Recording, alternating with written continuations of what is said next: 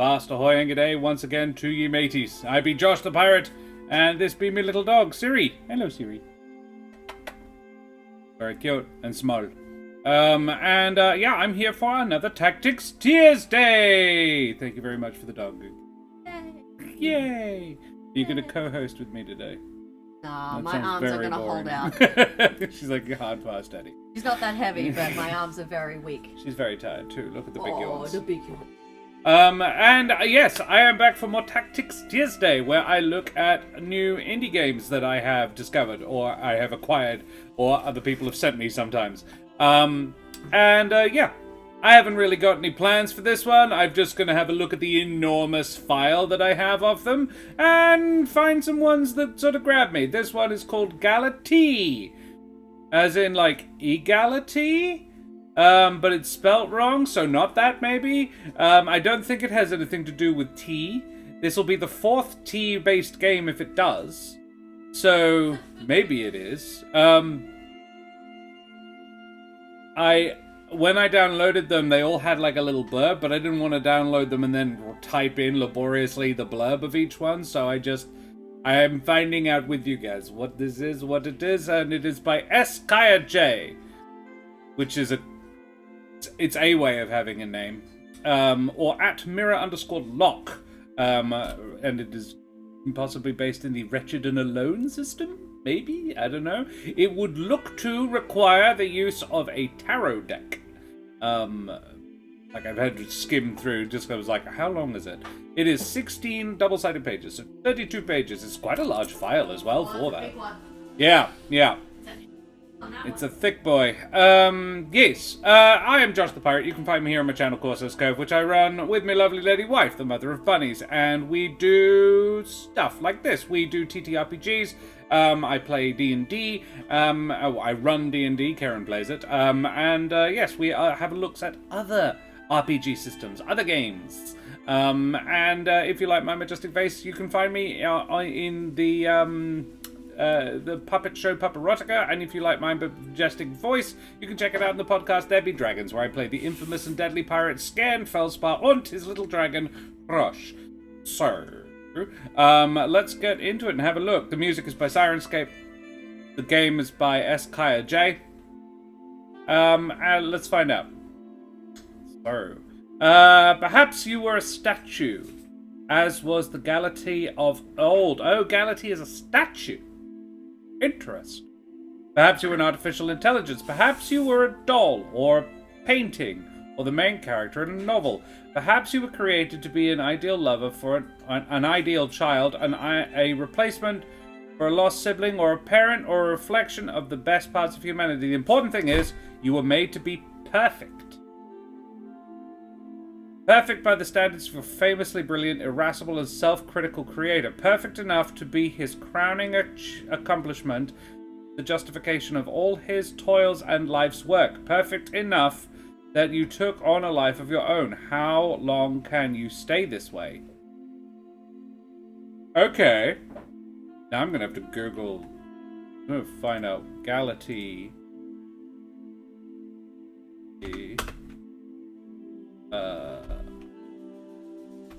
Is? Oh yeah. Galatea of the Spheres is a Salvador Dali painting. It depicts Gala Dali, Salvador's wife and muse.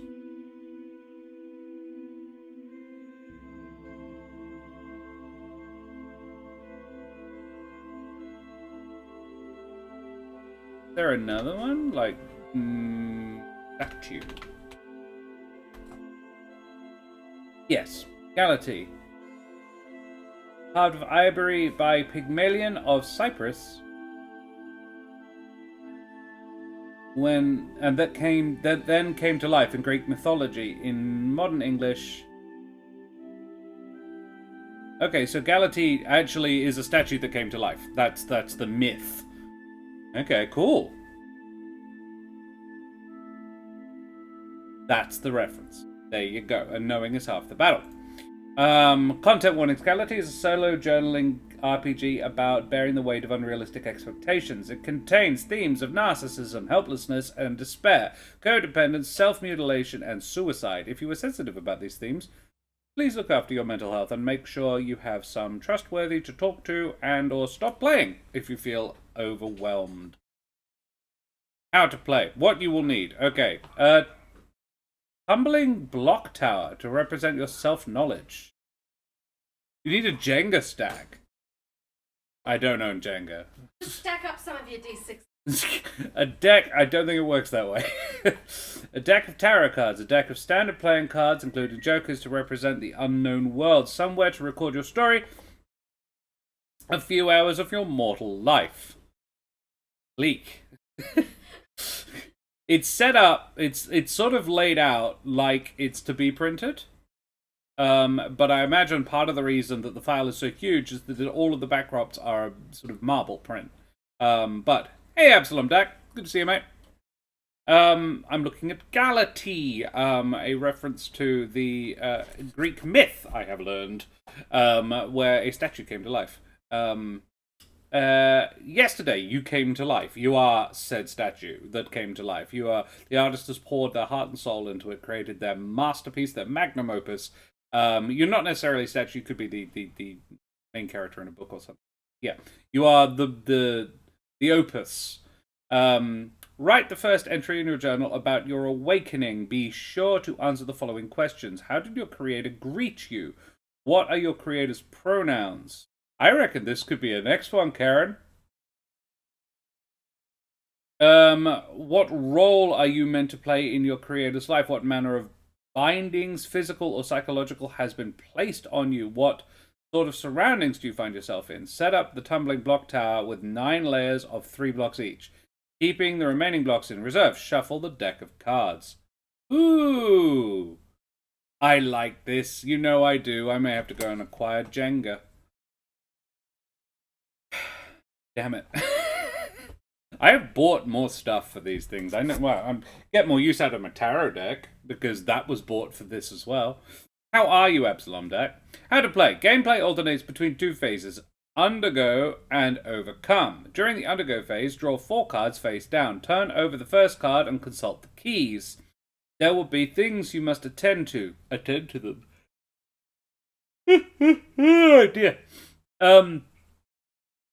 You may be required to build a layer on the top of the tower with a specified number of blocks. You may use blocks you have held in reserve, or pull blocks from anywhere in the tower beneath the top 2 layers. Continue turning over cards and consulting the keys until your day is complete. Note on layers. Unlike standard tumbling block tower rules, you are not building full layers of 3 blocks by default. So, for example, if the cards you draw instruct you to build a 1-block layer and a 2-block layer, you would place 1 block atop the tower, then 2 blocks atop the first block, not a single block layer of 3 blocks. Fair. Noted. Done. During the overcome phase, take a moment to consider the events you experienced. How are you feeling? What have you remembered? How are you understanding yourself and the world around you? How has it changed? And how the world around you has changed. How your understanding of yourself and the world around you has changed. Right. Write down your journal entry. You may frame the events within a flexibly unspecified time span and in any order you prefer. Discard each of the cards you drew unless a card specifies otherwise. I am tired but well, Absalom Deck. I'm actually feeling a lot better. I was crook all weekend. And yeah, I was a bit out of it yesterday. But I am actually feeling better today, which is good because I'm at the I am day 2 of 6 days streaming. Woo! And got to sit and watch Karen and the gang play Kids on Bikes over on Meeples and Dragons this morning, which was fun. It was a really funny game, very funny game. And they're now currently playing Teens in Space, which is also an excellent system. And Matt's apparently just stepped in and said, I'll do it. And props to him, because, yeah, pulling a game out of your ass this close is a thing. But yeah, so I got to sit and watch them do that while playing Total Warhammer, which was nice. But yeah, I'm good. Thank you for asking. Your life may change or be changed in one of several ways. Bitter heart, broken chains. If you draw aces. Fatal flaw if you draw kings. If you draw 4 aces. If you draw 4 kings.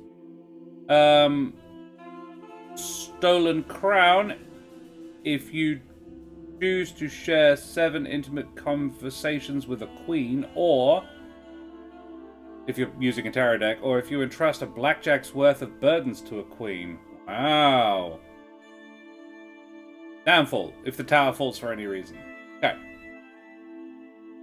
All of these are like highlighted, which implies that they will be defined later in the book. And we are a quarter of the way through the PD. We've all been schooled into reductionism. We have been trained to think that the essences and function can be separated away from form, that a high-level description of a thing is as good as the thing itself, that it is easy to find extraneous details and discard them.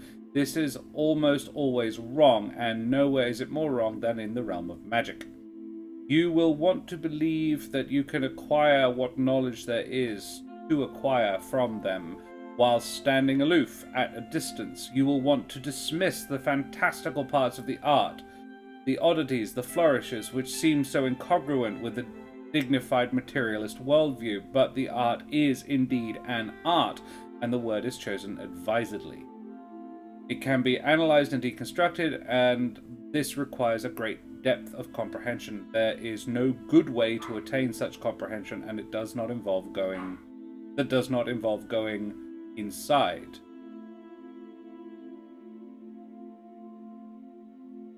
From the Keys of Zev bin Avram. Do not read any further until you begin to play.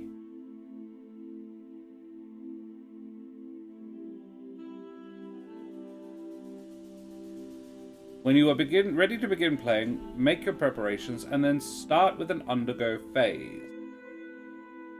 Because I want to play this, I'm not gonna read any further. Downfall.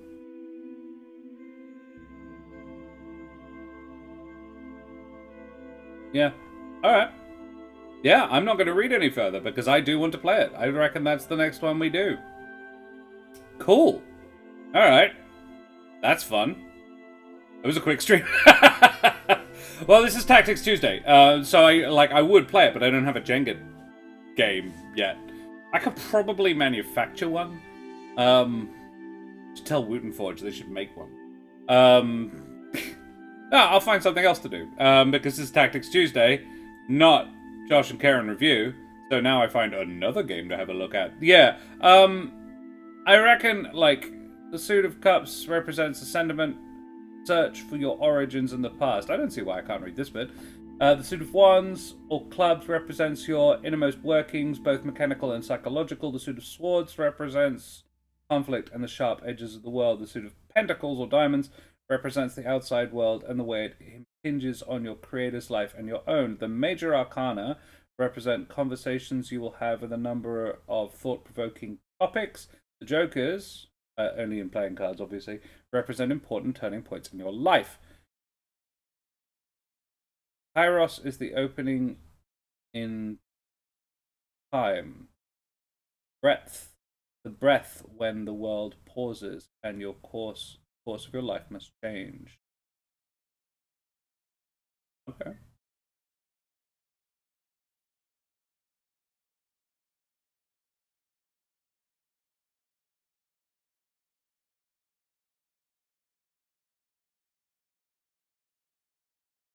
And then it's just what's happened.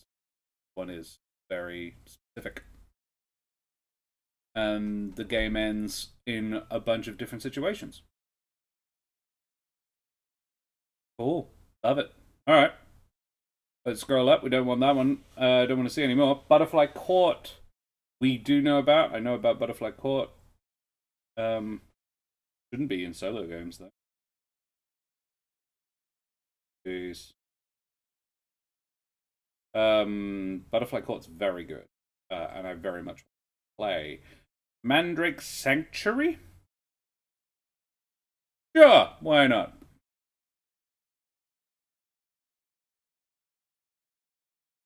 Cute. Immediately very cute. If I could. Firstly, hang on. Why can I hear the voice?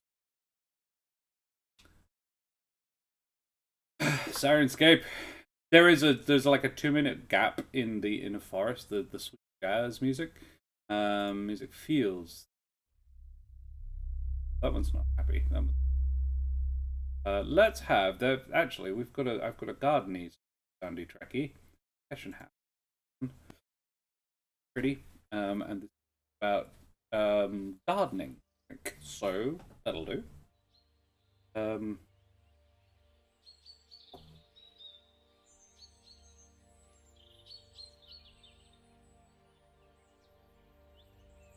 away.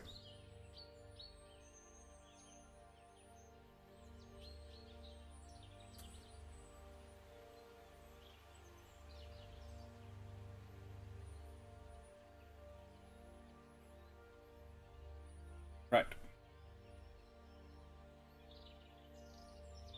Pretty up. That. Boom. Alright. Mandrake Sanctuary. 45 pages. Okay, this is a big one. Associate producer and consultant. Oh, wow. It's got quite a team behind it. Look at that. Table of contents. Won't somebody think of the mandrakes? Transplanting, growing, and then it looks to be, yeah, how does. Look at that. Cute. Very cute. Very Pokemon-y. Won't somebody think of the mandrakes? In this world, there are endless types of magical plants, all categorized under the umbrella term mandrake. Oh, okay. What makes mandrake special is that they don't just live off sunlight, water, and nutrients. For a mandrake to thrive, it needs to be near a sense of purpose. Oh, cool.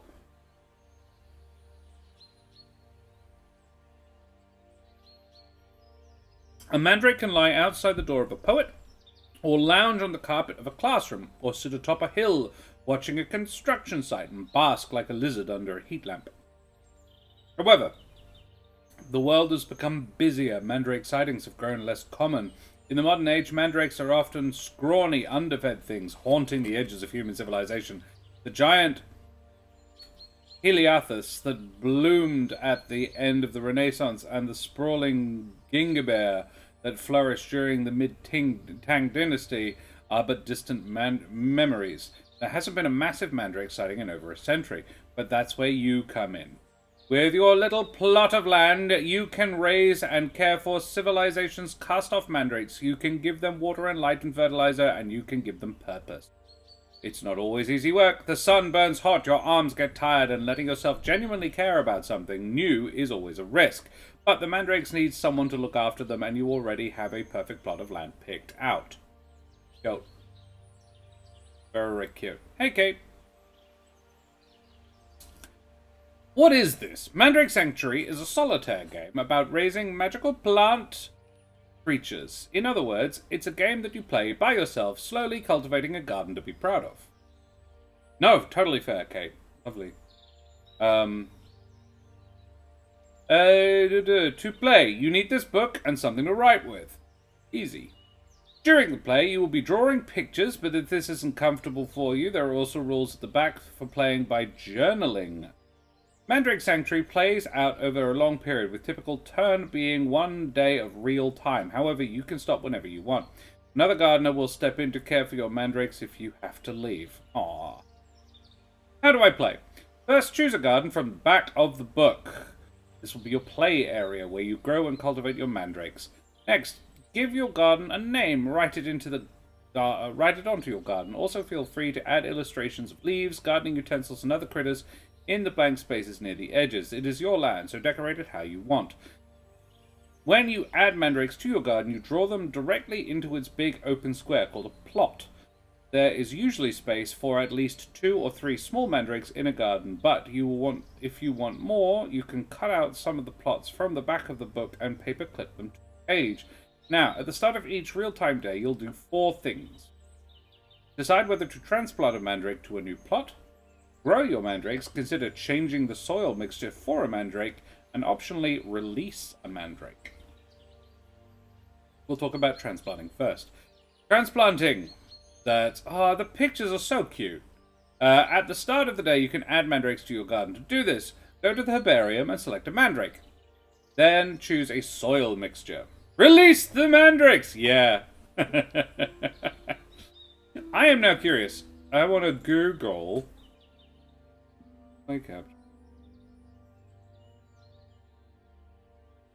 Where is it? Drink that down. Hide the book. Let's have a look. Mandrake.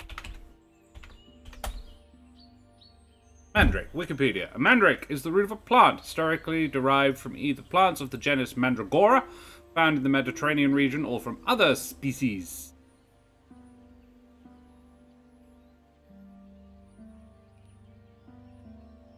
English mandrake is the Byronia alba. Alba being England, yeah. Mediterranean mandrakes are perennial, herbaceous plants with ovate leaves arranged in a rosette, a thick upright root, often branched, and bell-shaped flowers. Toxicity. Folklore. The root is a hallucinogenic and a narcotic. In sufficient quantities, it induces a state of unconsciousness and was used as an anesthetic for surgery in ancient times. In the past, juice from the finely grated root was applied externally to relieve rheumatic pains.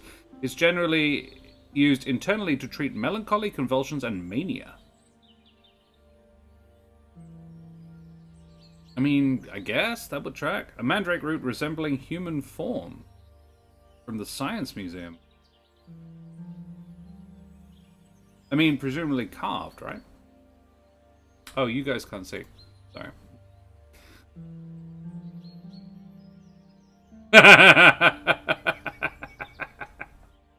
I used to think a herbaceous border was a vegetarian lodger. Yeah, very good.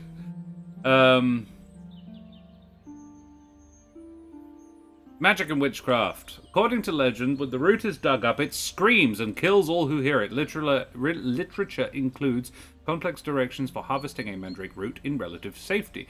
For example,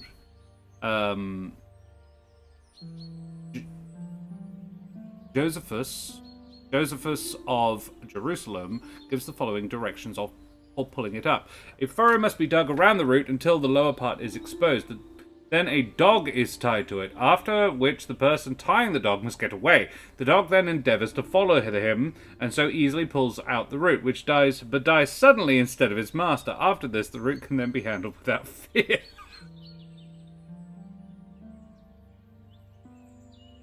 Wow. Okay. Except from the chapter 16, Witchcraft and Spells of Transcendental Magic, Its Doctrine and Ritual, by 19th century occultist and ceremonial magician Eliphas Levi. The natural mandragora has a filamentous root, which more or less presents as a whole either figure of a man or that of the virile members.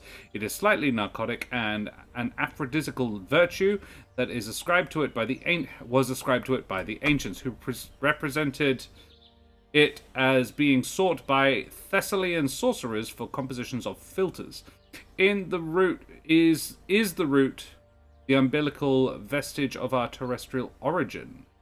We dare not seriously affirm it, but all the same it is certain that man came out of the slime of the earth, and his first appearance must have been in the form of a rough sketch.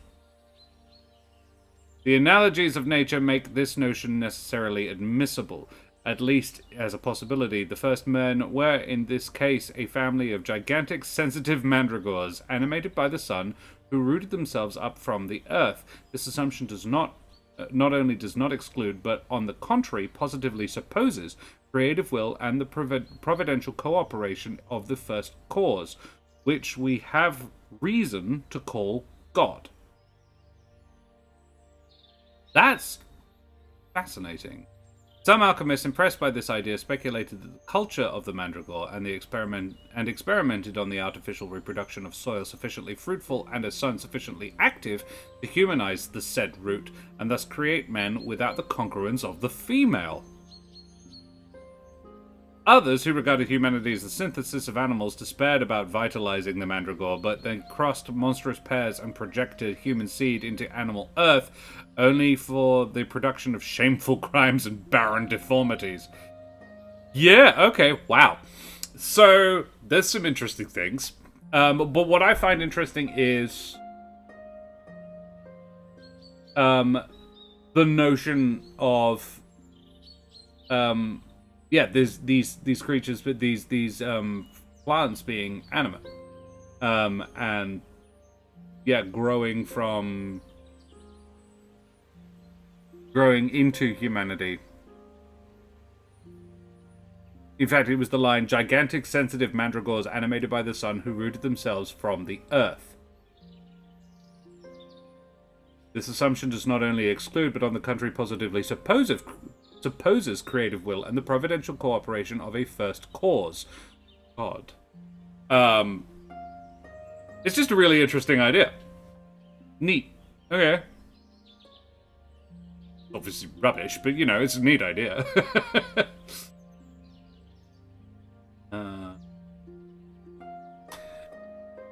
So, transplanting. To do this, go to the herbarium. Given what they knew at the time, it's funny. I enjoy a lot.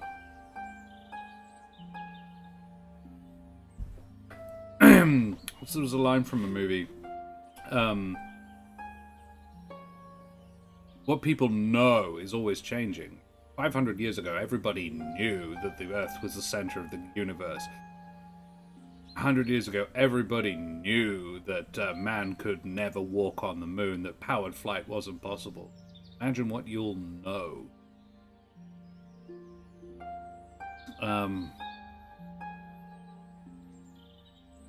To do this, go to the herbarium and select a mandrake, then choose soil mixture. For your garden's notes, record the mandrake type and soil type. Now, in your garden, draw one of the mandrake's leaves, roots, or flowers. There, you've successfully transplanted it to your garden. Good job.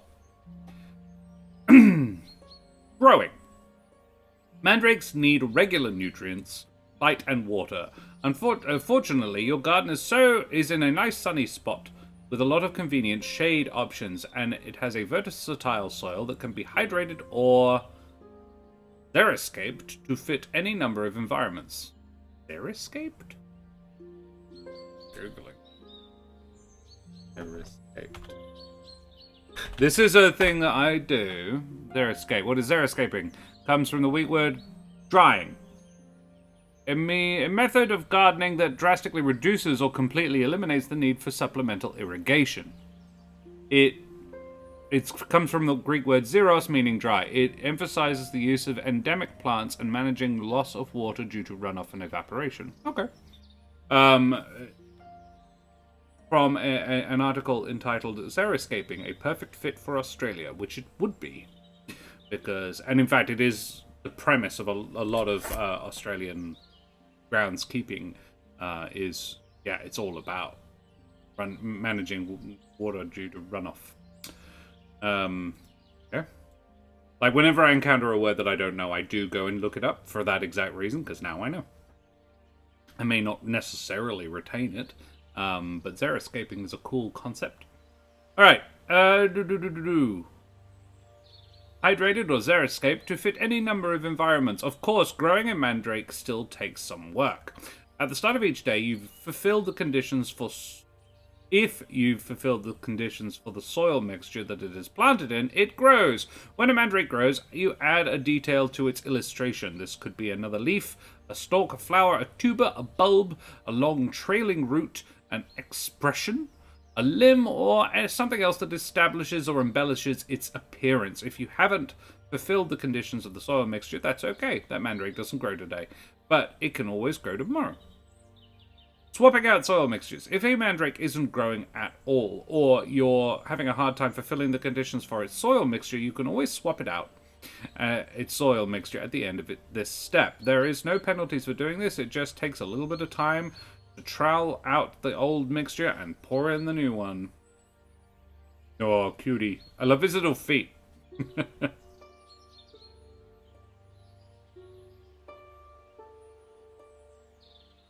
Releasing. Release the mandrake! When a mandrake has finished growing and it's ready to return to the wild, you may decide to free up its plot of land for another mandrake. To do this, you release the original. To release a mandrake, carefully cut its plot out of the garden. Released mandrakes often wander happily around the area where they were raised, so this won't be the last you see of your mandrake. It will often come back to visit, and you may keep its plot with you. After releasing a mandrake, you'll want to ready the garden for a new mandrake. To do this, tape a new piece of paper over the cutout space, and presto! You're ready for another mandrake. Sure. Herbarium. Oh. While many mandrakes roam the world, the following species of mandrakes are often bought as starter sanctuaries. When you transplant, you can select any of these to add to the plot. Other species do exist, and you can always welcome to go looking for types that aren't on the list. Just make sure you note down what the new type is when you transplant it in, so you know what it should look like as it grows. And then we have a lovely table. Oh. And then we have Flytrap. Fierce, mischievous mandrakes with segmented jaw-like petals, Dionaea, are found in areas with poor acidic soil, frequent irrigation, good drainage. Their petal jaws are not dangerous to humans, having roughly the bite force of a gentle puppy. So can be really sharp then. But they do snack on pest insects, making them a good companion plant for other mandrakes. Dionaea also tend to be quite active and require regular interaction, and are often delighted by simple games such as tug of war or catch. Aww. Oh.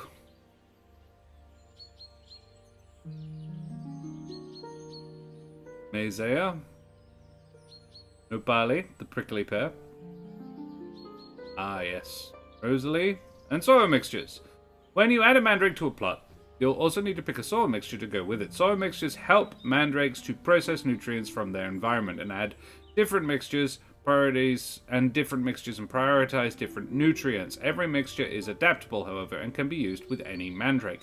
When you transplant a new mandrake, select a soil mixture from the list, and write the name of that mixture down somewhere in the notes of the plot that you're transplanting your mandrake to. Each mixture comes with different conditions for activating it. It's a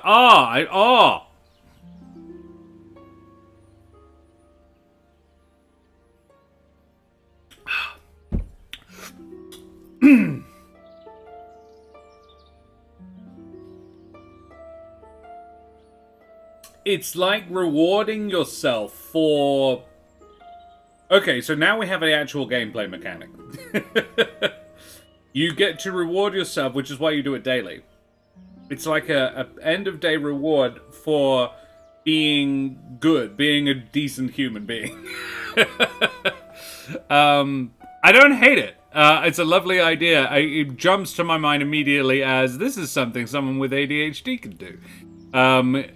Like working on a chore, learning a skill, relaxing, reflecting on yourself, tending to another, attending to your well-being, exercising, making art, music or food, challenging yourself, display globes mixture, yep. Spending time with friends, surviving the day. It's a fairly low bar for some of them. Spending time on a job.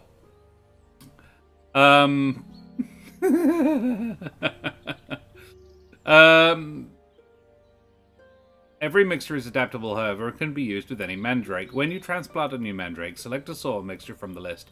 Write down that as well. Each mixture comes with the different conditions for activating it. If you fulfill these conditions, the mixture activates and the mandrake in the soil grows at the beginning of the next day. Mandrake cultivators often experiment with creating their own mixtures. So if nothing on the list appeals, your mandrakes will be just as happy if you create your own mixture as you would with a traditional mixture. I think this is a really cute idea. I have no great desire to play it, just because it's not really my, like, I don't need it, but I could see it could definitely see it being useful. If anything, I don't have enough time to play this.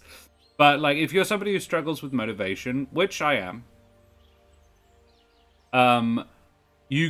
the trick is, I'm too smart for myself.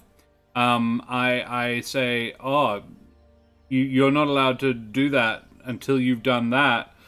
And then a different part of my brain goes, but I can, though. You can't stop me. You're me. We both benefit if I ignore you completely, because then we don't have to do the thing we don't want to do. And then the other part of me goes, but we do need to do it. We do need to do it, and we'll be stressed about it until we don't do it. But we're not going to. That's all. Welcome to the life of an ADHD person. Not diagnosed, but obviously, if you have it, you know. I'm in the process of getting diagnosed. So yeah, I think that could be, this could be that. This could very much be used for that. You could, tweak it. And then we get the breakdown of the mixtures and more cute artwork. Tips. This is a game that's here for you as long as you need it. There's no one right amount of one to play. As long as you're enjoying playing and you feel like you're getting something out of it, you're encouraged to keep at it. There is no obligation here, and if you want to stop, that's always fine. If you're worried about the mandrakes in your garden, know that someone else will step in and look after them after you have to go away. And if you decide you want to come back to your garden after a long time, the interim gardener will always sod off and let you do it. Let you return to looking after your plots. If a particular soil mixture never ever starts stressing you out, change it. You're not giving up by doing so. I think for me, looking at the mixtures, I just set my sights a little higher. Or have more than one, you know? But I like how you can only do one per day, so you can only plant one and one soil mixture. And then if you can manage that, then you have a second. And then, I think it's good. I think it's a good idea. It's a really sweet, nice idea. Optional change, journaling. If illustration isn't your preferred mode of expression, you can also play Mandrake Sanctuary as a journal. If, in this game, your journal is your garden, each page is a plot. As your mandrakes grow, simply describe what you are seeing in each plot. First, there might be a few leaves breaking the surface, and then a small face peering up out of the soil, and then there's a little vegetable critter knocking over your trellises and trying to water other mandrakes with watering can. Like with sketching-based gameplay, add as much or as little detail per day as you want, and grow for as long as you'd like. It's perfectly fine to chart your adventures of a fully grown mandrake long after it's lifted itself up out of the soil, and equally okay to takes a few weeks for a mandrake to decide to surface. Optional change, making your own garden. One final word, modifying the game and its terminology. In its default state, Mandrake Sanctuary uses terms and concepts drawn from European alchemy. This was done both to avoid giving any kind of implied hierarchy to the mixtures, and to tie the game thematically to an idea of a garden of mandrakes. However, if this terminology isn't comfortable or interesting to you, you have my strong encouragement to change it. It's just as fine to grow a garden of butterflies using Faith's mixture and Determination's mixture as it is to grow a library of poetry using books, using Alm's mixture and Honesty's mixture. Pick what works best for you and cultivate what you want to. That is a lovely idea. Richard Kelly, Hector Rodriguez, Francita Soto, and Jonas Whitman, who did a lot of the illustrations. And yeah, great job, guys. Garden 1, Garden 2, Garden 3, and then it's just a bunch of gardens.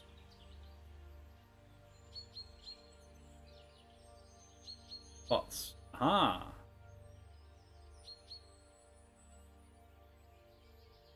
Go. So it's not that long. But that is super cute. That's adorable. Lovely game. Lovely idea. I don't think I'll ever play it, but conceptually really refreshing. I like the idea of, yeah, just drawing it every day. That's sweet. That's really cute. Yeah. There's a big thumbs up from Josh the Pirate. A big thumbs up from somebody who has no intention of playing it whatsoever. Yeah. Sweet. Sweet and cute and lovely. Alright. Mandrake Sanctuary. What else we got? Games to look at. Major Magicka. No prep rules light. Game about strange worlds and weird wizard students. By David Nelson. Okay. Welcome to orientation! Whee! You are an amateur wizard attending college, the Magic College of Cacophony and Kinship in Chiralia, an inscrutable city of polyhedral buildings in a strange desert moon filled with mysterious and powerful entities and ghostly echoes of other worlds. A glittery cloud of motes spews from a vast abyssal gash in the ground called the Aperture, veiling the city in its magic. As a student, you and your fellow wizards are expected to use your power to help people and learn more about the cosmos. Group projects are worth 66% of your grade. You cannot pass without being involved. Major Magicka is a no-prep, rules-light game about weird wizard academia inspired by the Chirilia saga. Chiralia saga from the Patchwork Anthology podcast. Ooh, future link. The system is partially inspired by the mechanics of Blades in the Dark and Lasers and Feelings by John Harper, which I have encountered. Lasers and Feelings I know of. In addition, with the vibe inspiration from Troika, which is also in the bundle.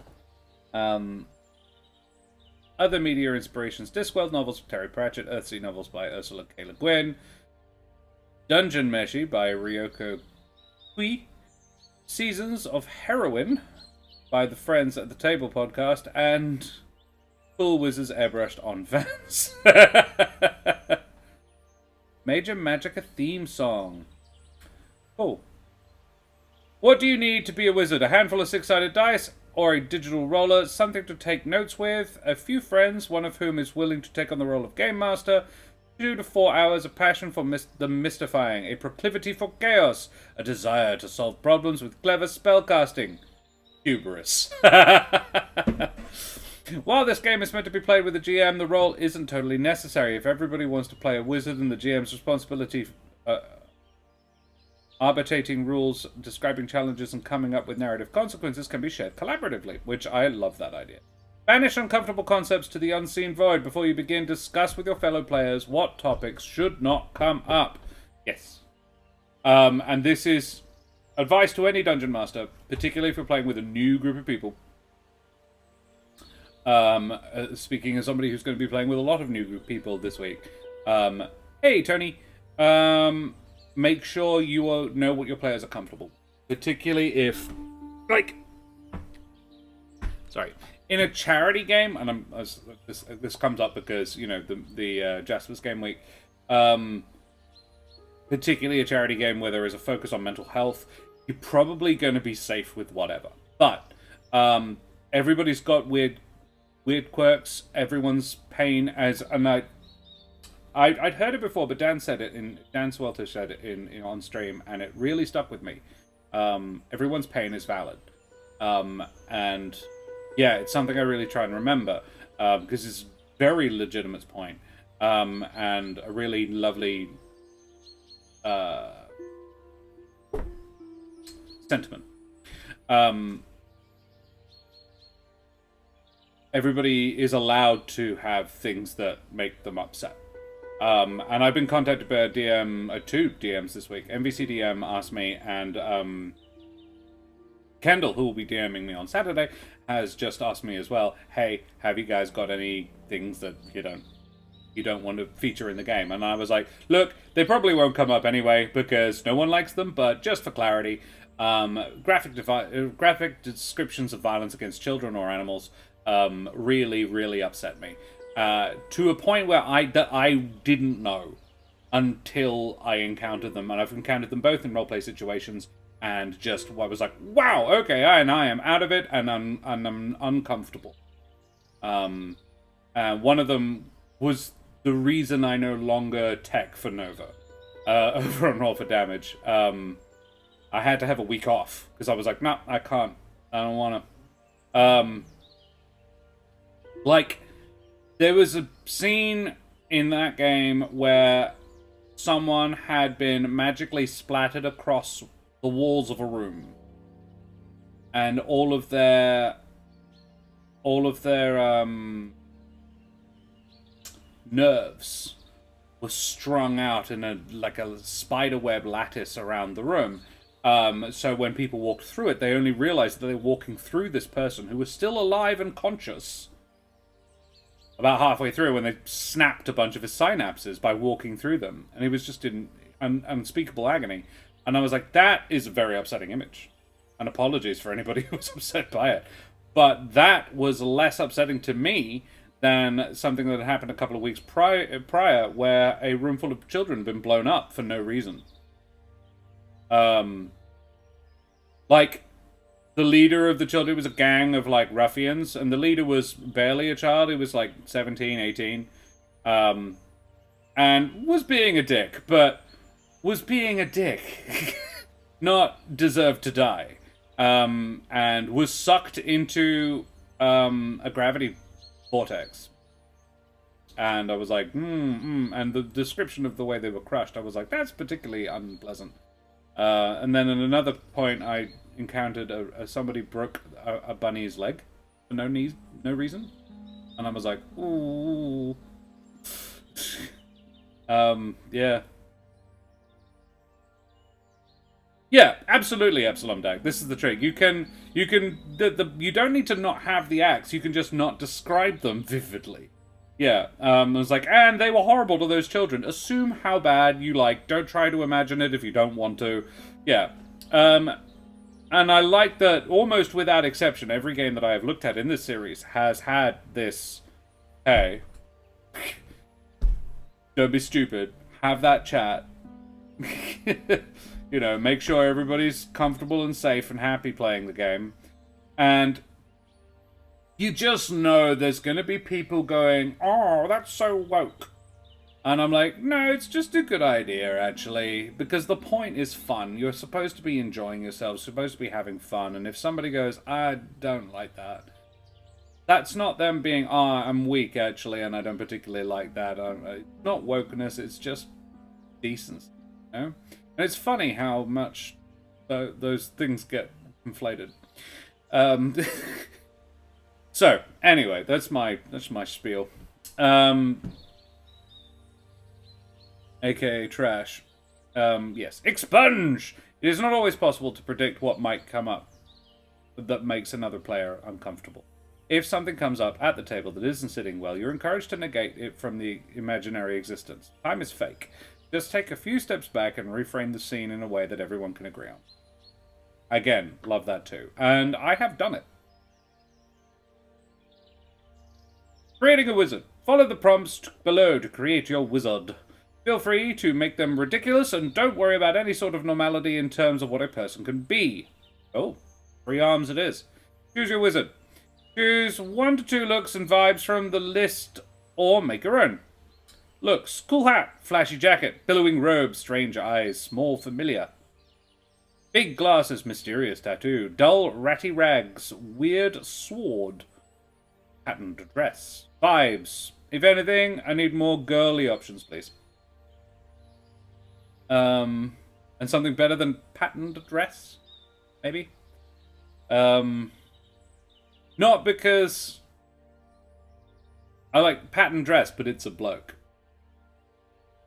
Determine your wizard's goals. Oh, vibes. Confident, edgy, vibrant. Enigmatic, kind, unique, beautiful, energetic. Unsettling, intimidating, forgettable. But I think these are good prompts, but I think almost every role player I know will be maybe using them as advice, as a starting point, and then making their own. The mysterious tattoo's a neat one, like that. Big glasses is kind of cool. Well, I could do something with that. Determine your wizard's goals. Choose one from the list or make your own goals. Uncover lost truths. Become more powerful. Become popular. You will be popular.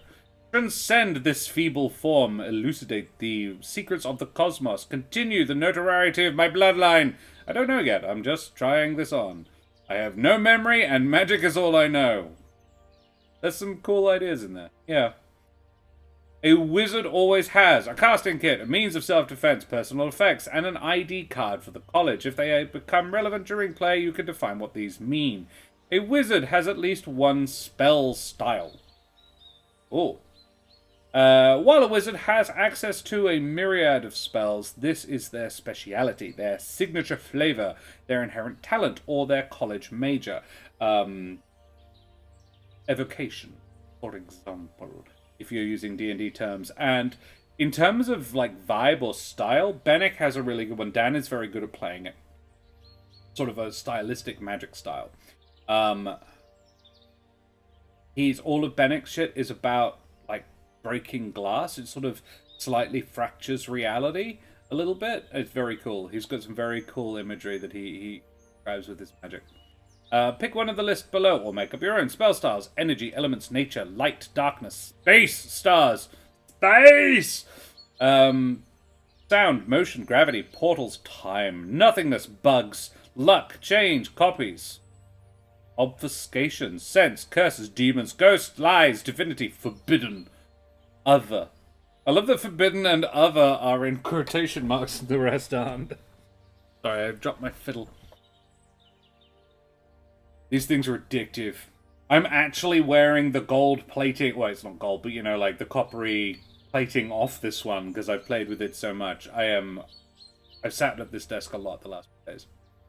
Sounds a bit like Strixhaven. Yeah, it does a bit. But with significantly less detail. Because the DM's always going to do that anyway.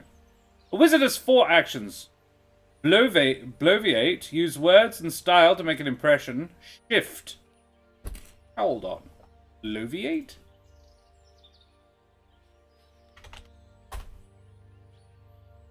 Talk at length. Especially in an inflated or empty way. Bloviate. Bloviate. Bloviate. Okay. 2 new words today. There you go. Bloviate and Xeriscaping. Yes. Yes. Alright. Bloviate and Xeriscape. Who knew? Well, obviously the person who wrote this. Bloviate. Use words and style to make an impression. Shift. Use the physical form to overcome obstacles. Ponder. Use knowledge and logic to learn something. Evoke. Use raw magic to solve a problem or engage in a duel. When you create your wizard, pick a name and pronouns and invest 4 points into their actions. The more points allocated to an action, the more effective they will be. You can use a point to make another spell style You may also use a point to take another spell style instead. A wizard can never have more than 4 points invested in an action and more than 4 spells or more than 4 spell styles. Resistance. All wizards have a special resource called Resistance. I love that. That's great. A form of magical plot armor that they can use to succeed in a pinch. A hero point, if you will. A wizard has a number of uses of Resistance. No, do not restrain me. I shall throw myself in the river. Where is it? I resist it. Equal to the number of different actions invested in. Oh, okay. For instance, a wizard with 1 bloviate, 1 shift, 2 evoke has 3 with resistance. uses. Cool. All right. So you get rewarded for being better at more things. Resistance is futile. Yes, Dak, exactly. That's very funny, and I like it. It's a good little mechanic, too. It's a good idea. To become more powerful, one must advance along a multitudinous path of wizarding. As you complete more group projects, your fellow wizards will... With your fellow wizards, you will have the opportunity to boost your actions and take more spells. Exactly, it's a Borg with a speech impediment. We are the Borg. Our resistance is futile. Surrender your technology. Surrender your ships. Your biological and technological distinctiveness will be joined to our own.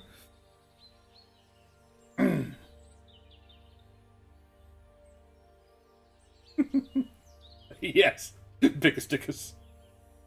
He has a wife, you know. You know what she's called? Called Incontinentia. Continentia buttocks.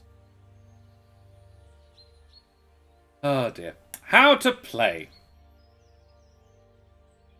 During a session, the wizards will take on a group project in order to advance their academic careers. These projects tend to be chaotic and dangerous and are detailed on pages 8 and 9. When a wizard undertakes an action with risk, assemble a number of six-sided dice equal to the points invested in the action that is most appropriate to the fiction. Add 1 die if you can reasonably apply one of your spell styles. No more than 1 spell style can be used per roll. Spell styles can be applied to any of your actions, not just evoke. Describe how the action is heightened by magic, and the DM, with input from the rest of the table, will decide if it is appropriate. Be clever. Add 1 die if a fellow wizard is helping. They will share in the consequences of the failure. A failure. The helping wizard should describe the nature of this assistant. 1 wizard can help at a time. No wizards can help if the action is part of a duel. A big spell with a +2 wizards with 2+ wizards is called Magicka, and it's described on page 12. Add 1 die if you are requesting the assistance of an entity. If there is one available that is appropriate for your goals, the entity will require a favor. This is a dangerous option, as entities are always incredibly unpredictable. See page 16 for more about entities. This is a big world. This is your dice pool. To roll to determine what happens. If you have 0 dice in your pool, roll 2 and take the lower result. Wow, okay, so you can still succeed at stuff that you're not trained at all.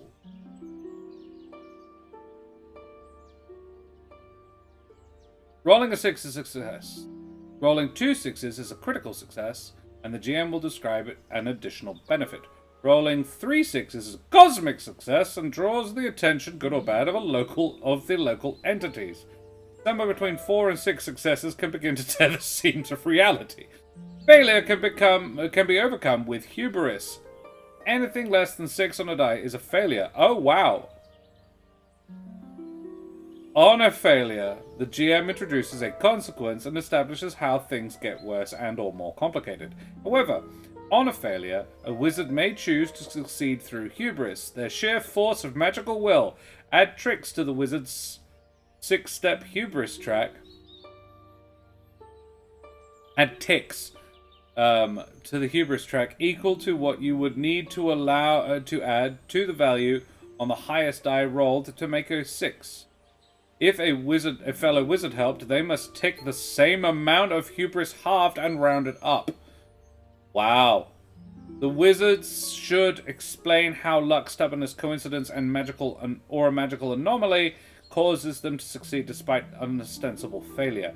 A success achieved through hubris is still a success, but always has a consequence or complication. The GM should use consequences to add additional challenges for the wizards to overcome and add tension to the story. Example consequences. Their goal is further than they thought. Someone or something dangerous notices them. Someone or something is in their way. Success comes with an unexpected cost. Something is lost. Something is inconveniently changed.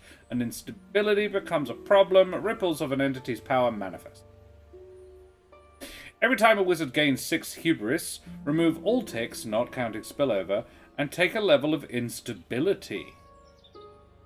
When this happens, roll on the table appropriate to the level. Instability starts at level 1, and each subsequent instability received will be 1 level higher. If a wizard takes a level 4 instability, they become one with the cosmos. In the form of an entity the player no longer controls. If an instability could narratively affect an action roll, the wizard loses a die from their pool.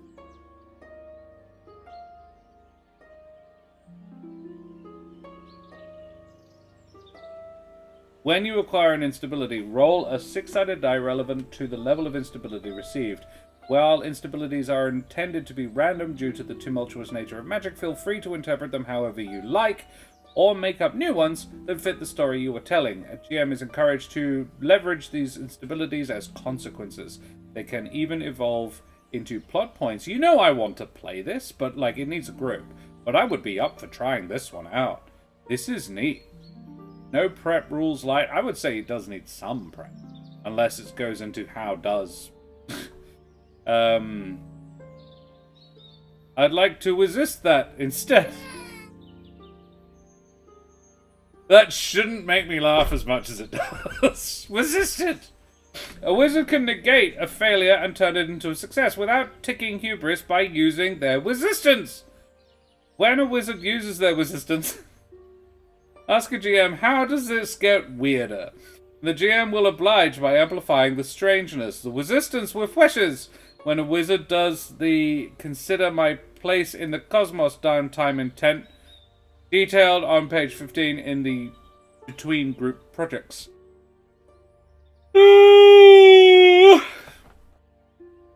Gosh. Apologies. I am still rather tired. So what are we like?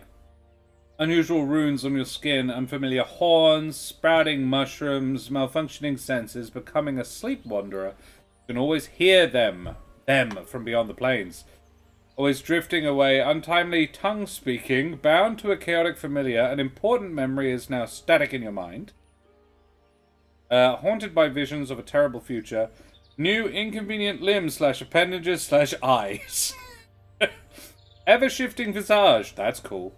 Become a rival for a troublesome entity. Become a vessel for a troublesome entity. Obsessed with a perilously irrational goal. All spells are now chaotic and difficult to safely control. A second you with an opposite agenda appears. Holy hell. Level 4. Time no longer applies. Detached spirit, astrally projected. Become a moon. Become a concept. Complete ego death. Become an antagonistic and all-powerful rogue wizard. That's the 4th level, though. And it's when you... If a wizard takes a level 4 instability, they become one with the cosmos and become an entity. Yeah. So that's for an entity. When attempting a group project, the bulk of learning at Chiara's Magic College is of cacophony and kinship is done through group projects where a band of wizards go out into the city world planes beyond to solve a problem and learn about magic, friendship, and themselves. This is My Little Pony all over again. Once everyone has made a character, gather your fellow wizards and determine how you know each other and what classes you have in common. Write down some connections between your characters, other characters' friends. Are any of them rivals, siblings, strangers, lovers?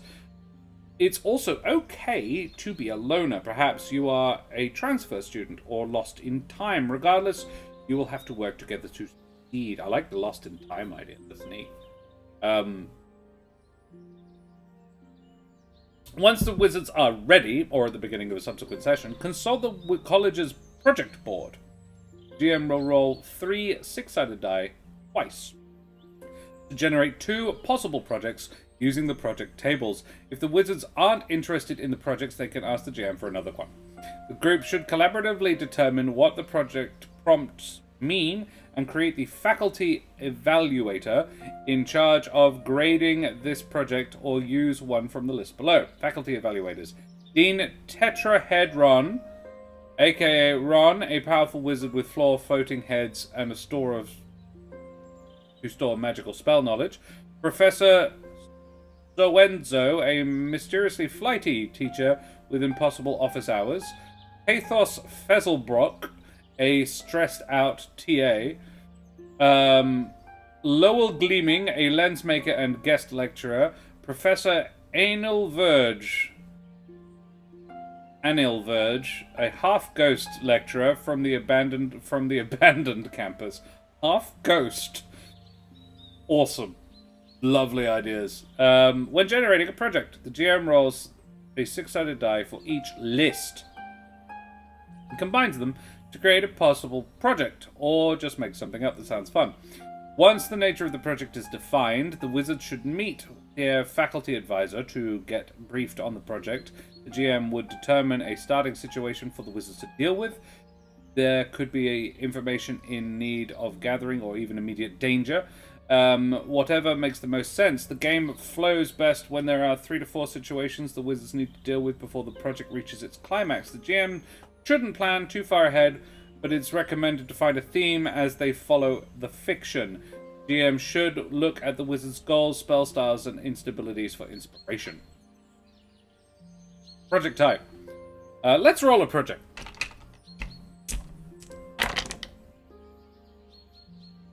Five, 4, 6. Data. Collect information and test a professor's research hypothesis. In the depths of the college, a new unexplored area of magical significance has surfaced. That's cool. Very broad, but yeah, still gives you something to work with. Love it. When in conflict with another wizard, the signs all around Charilia that read "No Wizard Duels" are a strong suggestion. Nobody actually enforces it. In fact, it's part of the city's heritage as well as a favorite sporting event. Before a wizard duel, determine with your fellow wizard or with the GM what is at stake. A wizard duel can be a friendly competition between wizardly comrades or an intense battle with dire consequences. No matter what, a duel is always dangerous. A wizard duel competition can be a fun substitution for a lesson instead of a group project. See page 17 for more information on Spelljam. A wizard duel usually takes the form of a series of 3 spell volleys. During each spell volley, the dueling wizards will describe the spell they cast and make simultaneous evoke rolls. Help from entities is allowed but frowned upon. Help from fellow wizards is extremely objectionable and perilous. For duels with a non-player rival or enemy wizard, the GM can establish the wizard's power by deciding how many dice they get to evoke rolls. Non-player wizards should also have 1 to 4 spell styles and 1 to 4 points of resistance. Try to make the challenge fair, but consider the stakes of the story. An antagonistic rogue wizard will always be slightly more powerful than a player wizard. Or should always be slightly more powerful than a player wizard. Between each spell volley, the GM should check in with the wizards that aren't engaged with the duel. Are they cheering on their friends? Are they working on something else in the background, attempting to intercede with the duel? Except for the special circumstances, is extremely dangerous and should be avoided. Valid. Spell volleys. After rolling, each wizard identifies the highest die rolled.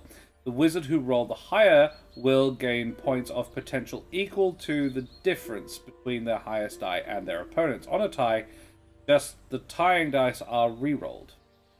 Only the re-rolled results are considered when determining potential.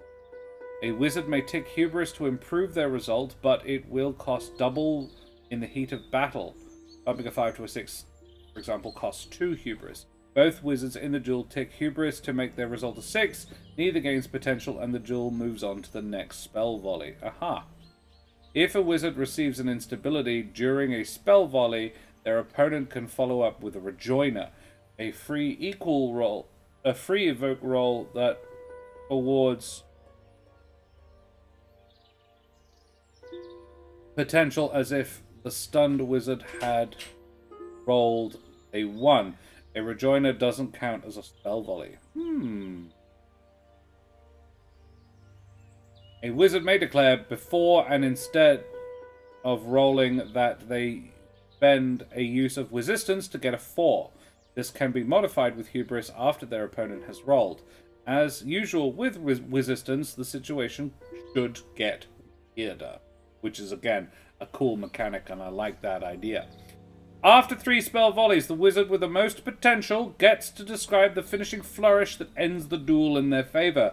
If the wizards have potential equal potential, they will enter a 4th forbidden volley to break the tie. A 4th volley can potentially attract entities to the location of the duel. If the duel enters a 5th volley, the other wizards are not engaged in the duel are advised to go get help or attempt to stop it.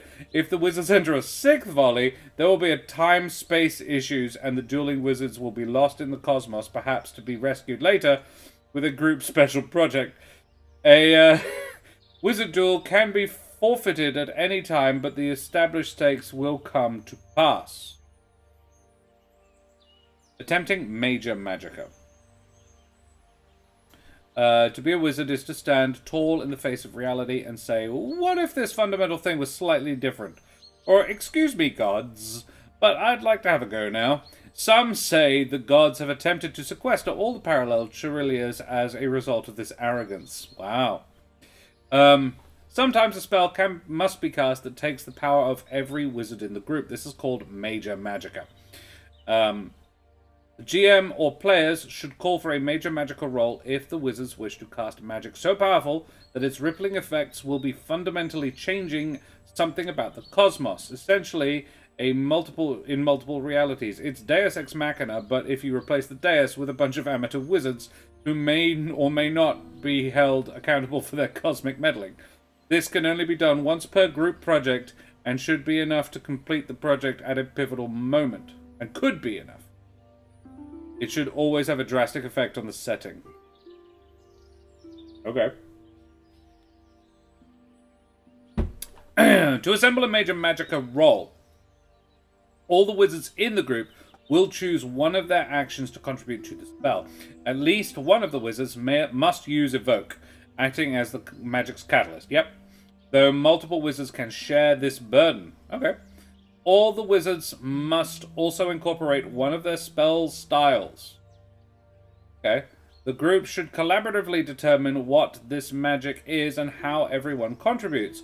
All the dice are rolled as one collective pool, using the table on the next page to determine the results. Hubris cannot be spent to improve the dice after the roll, and the resistance cannot be used to front-load success. The only way to turn a non-6 into a 6 during Major Magicka is for a wizard to take an instant instability.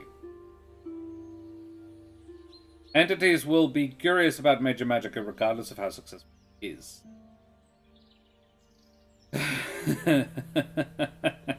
Major Magicka results. Catastrophic failure. Things go horribly wrong. All wizards take an instability without refreshing their hubris track. 1-6. A microscopic success. Things go mostly wrong, with a glimmer of hope that can create a moment to follow up to swing things towards success. All wizards take an instability without refreshing their hubris track. A minor success. 2 6s. The wizards accomplish what they sought out to accomplish, but with a major compromise. All wizards take an instability without refreshing their hubris track. Standard success. 3 6s. The wizards accomplish what they sought to accomplish. All wizards take an instability without refreshing their hubris. Okay. Grand success. That's 4. Wizards accomplish what they sought to accomplish with an added benefit. Only the catalyst gains an instability without refreshing their hubris. 5. Anomalous success. Wizards accomplish what they sought out to accomplish with an added benefit determined by the catalyst. Only the catalyst gains an instability without refreshing their hubris. And 6 or more. Reality-bending success. The wizards accomplish what they sought to accomplish with an added benefit determined by the catalyst. The catalyst becomes an entity. And if it's more than one, then they both do. All do. If you become an entity, you don't get to be a player anymore. Wizards debrief their project with their faculty evaluator. Regardless of the grade they receive, each wizard will earn a point to allocate to another action or spell style. Majority of the faculty recognizes that there is no one way to solve a problem, and lateral thinking is always worth extra credit, but is not necessarily mechanically rewarded. If Major Magicka was used, or if any of the wizards received instabilities, the players and GM should debrief out of character about what this means for the setting and the players. During downtime between group projects, the wizards chill, meditate, go to classes, and work on their own personal projects. Each wizard gets one downtime intent that can be spent on one of the actions on the following page. Free play. Wizards and the GM should also set up scenes in between group projects with no mechanical benefit. The game will be more engaging when you invent interesting non-player characters to interact with and spend time building the world and establishing its quirks. Also give space to develop the relationships between the player wizards. Make sure to portray the city and the school life as odd as you can. Love it. Downtime event. Eureka! This intent can be reading a cursed book, working on an invention, solving a baffling puzzle, or anything that makes the wizards advances the wizard story and progresses their craft. Make a narratively appropriate roll to see how this intent plays out. A wizard can get a help die from a faculty member if it makes sense and feels like it's narratively earned. On a success, the wizard gets a temporary asset, mechanically similar to his spell style, and can be added to rolls when relevant. The temporary asset will be usable until the end of the group project in which it was first applied. Okay. If hubris is spent to achieve success, come up with a narrative consequence, spice up the story. Wizard should write down one belief about this asset. How many? Okay. Downtime event. Appointment with the Theseus.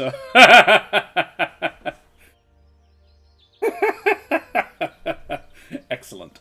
Downtime event. Appointment with the Theseus, which is, I love that. That's great. A wizard student can attempt to remove instability by going to see the school Catharsisomancer. Determine who the Catharsisomancer is and what their deal is. Roll 3 six-sided dice and remove an instability on a success. Remove an additional instability per each additional success. The wizard may tick hubris to succeed as usual, but can also spend hubris on multiple dice. Ooh.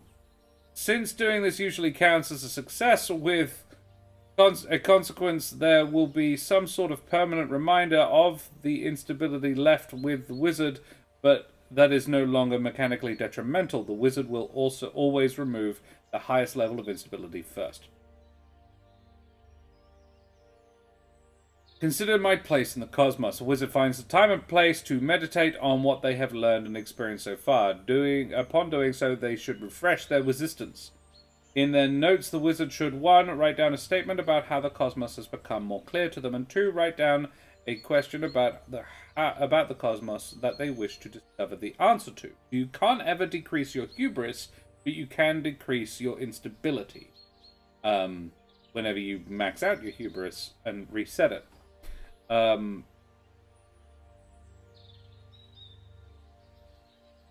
What is an entity?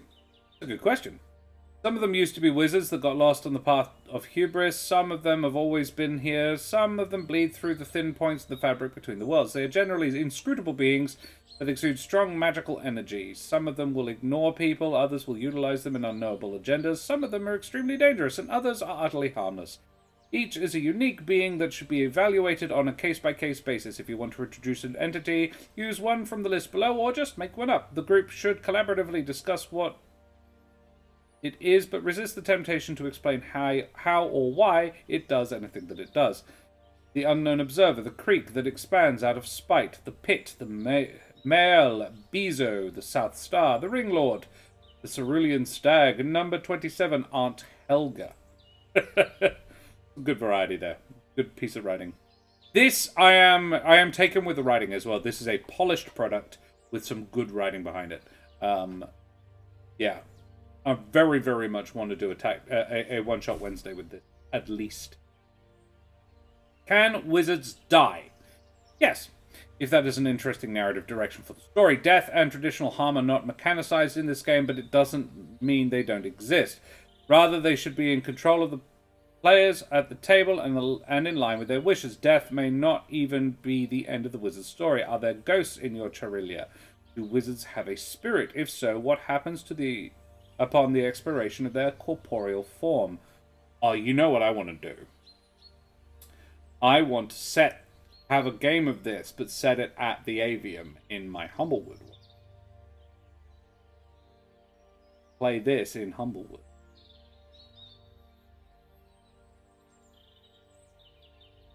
Alternate play mode, Spelljamming, competitive wizardry. The College of Cacophony and Kinship is always on the verge of mirroring the ruined remains of the previous campus due to inconsistent magical mishaps.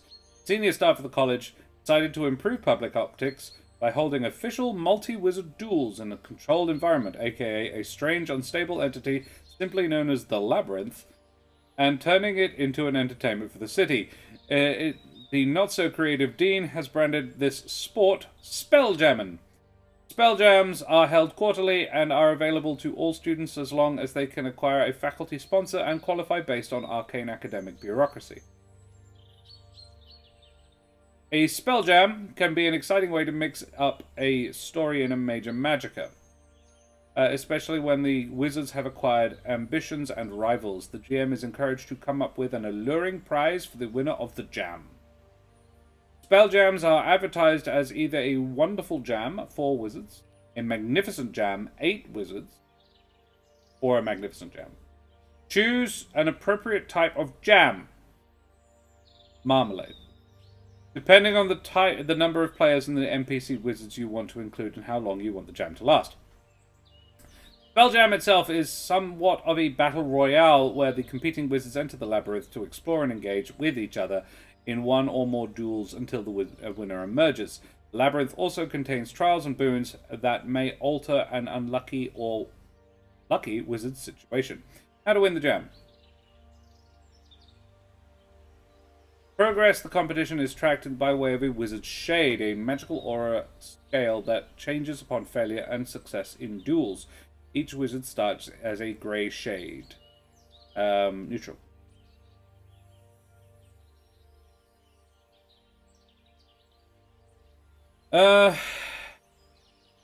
When a wizard wins their first duel, they ascend to shade, either gold or in a wonderful jam, or crimson in a magnificent jam.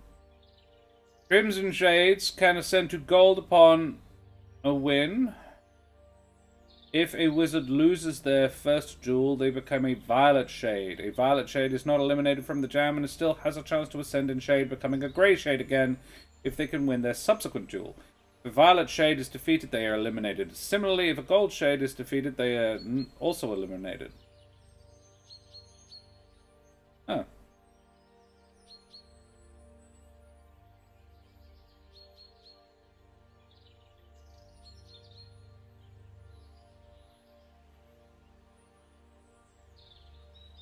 If a gold shade is defeated, they are also eliminated. Okay. The gold shade who remains once all the other wizards have been eliminated or defeated in a final duel is declared the winner of the spell jam. Labyrinth layer, yada yada yada yada. Jam initiative, non-player wizards. Clashes between non-player wizards. A spell jam is a spectacle. Some weird stuff. If at any point while GMing this game you need inspiration for something based on something strange to introduce, consider the following table. Roll 2 6-sided dice and count one value as yep. Let's have a look. Pink first. 43. A legendary sword. Science of Dogma. Cool. Thank you for reading. Yeah. Version 1.1, and there will likely be future versions to come. If you have any feedback or questions, please contact me here. Hit me up at Devon Decibel in Twitter. Devon Decibel, good job, mate. That is a hecking cool idea. And I am definitely going to play it. Yeah, boy. I now officially have a 1920s gangster nickname, Tony the Cue Ball. Ooh. I do as well, actually. I'm two-tone Charlie. Because I have two-tone shoes that I often wear when I'm being a gangster, which I do semi-regularly. It is a surprisingly popular sort of roleplay thing, because I do corporate work as a role player, and a lot of like events, a lot of corporate events. The theme tends to be either like Guys and Dolls gangsters or like 1920s like Great Gatsby-esque style vibe, and one of the people I work through, she gets so many requests for 1920s or gangster style stuff. So yeah, my Two-Tone Charlie is a regular. Hey, I'm Two-Tone Charlie. Hey, it's good to see you. Yeah, and I often work with a guy called Johnny Smoothhands. Look at his hands, because he throttles you, and you're like, oh my gosh, he's got such smooth hands, and then you die, you know? Yeah, the once and future king of the ring. That's good. Edelweiss, Mars, Adam, DW, Ren, Marigold, you guys did a great job.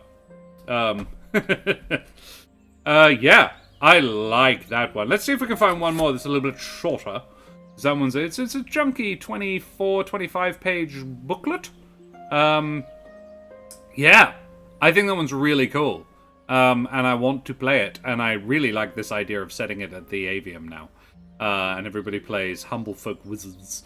Yeah, that'd be neat. I reckon that'd be very neat. Okay. Alright, let's see. One more, and I might change the music.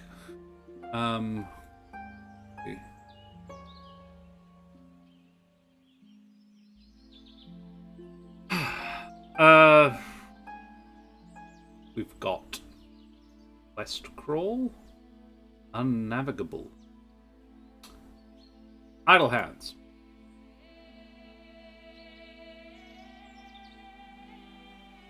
Gonna open? Thank you. Oh wow, it is short. Well, that's what I was looking for. Okay. I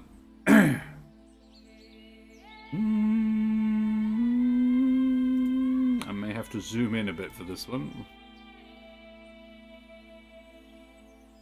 Idle hands make the devil's work. You are a bureaucratic devil. Oh, here we go. That might make it a little bit easier. There we go.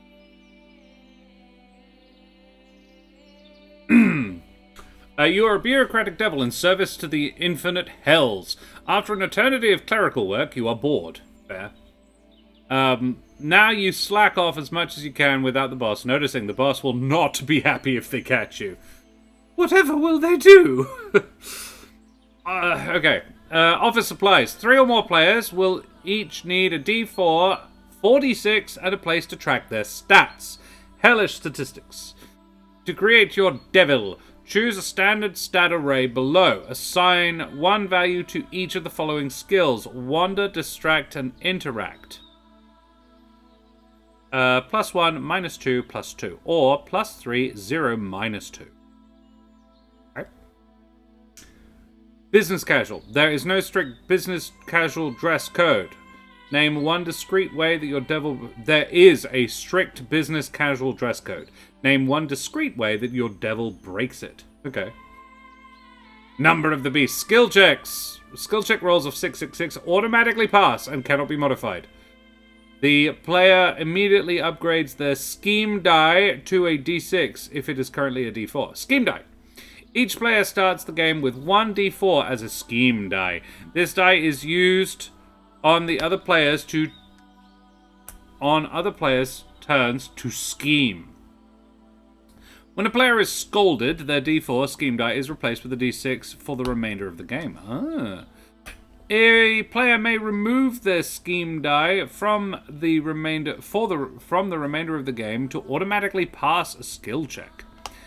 Okay. Game manager. Each round, the role of the game manager or GM passes clockwise. Ooh. From one player to the next, while in the GM role, the player's devil is on break and does not participate in the round. First player to be removed from the game takes on the GM role permanently until another player is removed. So this is actually a versus. By the looks of it. Boss behavior randomizer, which is a D4. The GM can roll a d4 at the start of each round to help them determine how the boss is spending their time at the office. They can either be watchful, delegating, timesheet discrepancies, performance evaluation. So watchful, the same skill cannot be used on consecutive skill checks this round. Delegating. The GM assigns a skill that must be used in all skill checks this round. Timesheet discrepancies. All players roll a d4. They subtract the result from their next skill check. Performance evaluation. This turn, schemes can only target the devil closest in initiative order. Playing a turn. Each player takes 1 turn per round. The first 4 rounds happen before lunch. The 5th and later rounds happen after lunch. GM describes any event occurring at the office, such as a birthday party, a possessed copier, bring your imp to work day. Players roll 3d6. Highest roll takes the first turn. On their turn, the player describes how they will try to avoid their duties. The action should align with one of the 3 skills. The GM will determine the relevant skill and any contextual bonuses. The default target value to succeed on a skill check is 10. On 3d6s, that is the average, so that should be quite doable. A player rolls 3d6s, trying to reach the target value, adding modifiers from their skills. Pass. The player devil goes unnoticed by the boss, and play continues. Fail. The player is scolded. Fail after scolded. Player devil is reprimanded and banished to a personal hell of endless paper cuts. They are out of the game. Ouch. Sell out. The first devil to be reprimanded may sell out their cohorts. Reprimanded devil picks up up to 2 devils who have not yet been scolded. The chosen devils are immediately scolded.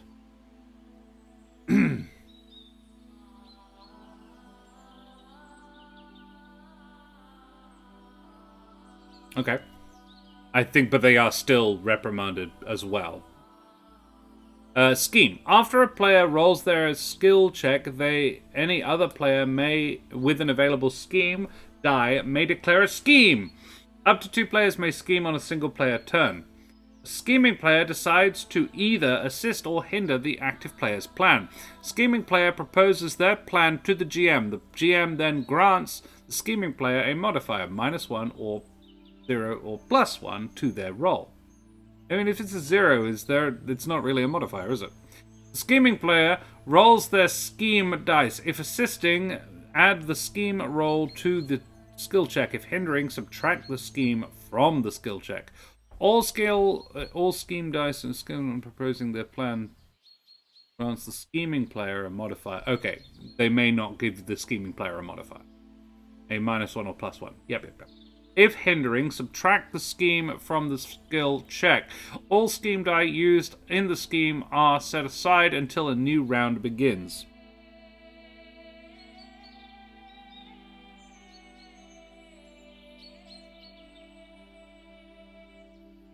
And you how many times can you use your scheme dice?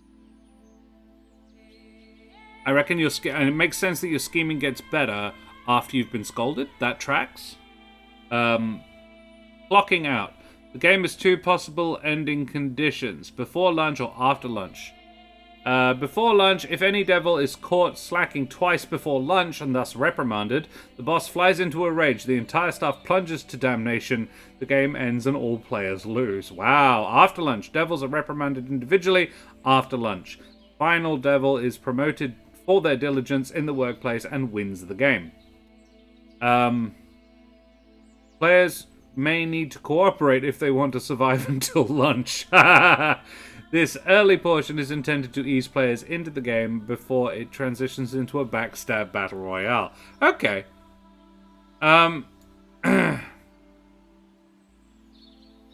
This die is used on other players' turns to scheme. When a player is scolded, their d4 scheme die is replaced with a d6 for the remainder of the game.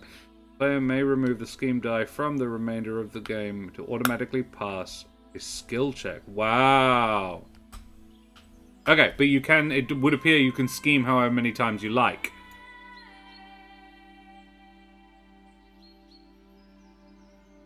Up to 2 players may scheme on a single player turn. Oh. Oh dear me, I'm knackered still apparently. Yeah, that's neat. It sounds much too like working in the civil service. Well, yeah, I think it does sound rather like it. As someone who's never actually, it's one of the few things I haven't done as a job is actually work in a friggin' office for more than a week. I can't say I have any experience of it at all. It sounds fun. I like my RP non-versus. I like it against the game itself. But this, sounds like it could be quite fun. I think the trick is to, and again, it is as with a lot of these games where someone, Donnie Dynamo in this instance, has done their level best to fit it all onto a single page. I think it needs, like, the onus, basically it puts the onus on the GM, or GMs, the players, to make it as RP heavy as possible. But the rules are cool. The rules are interesting. Yeah. Like, getting scolded once is actually not bad, but it's like having a life, you know? You have 2 goes, and after that you did. Going first isn't necessarily good, either. Because everybody's like, yeah, have that one. Lots of experience in office work. A little piece of your soul dies every day. Oh, Absalom Dak, I'm sorry to hear that, buddy.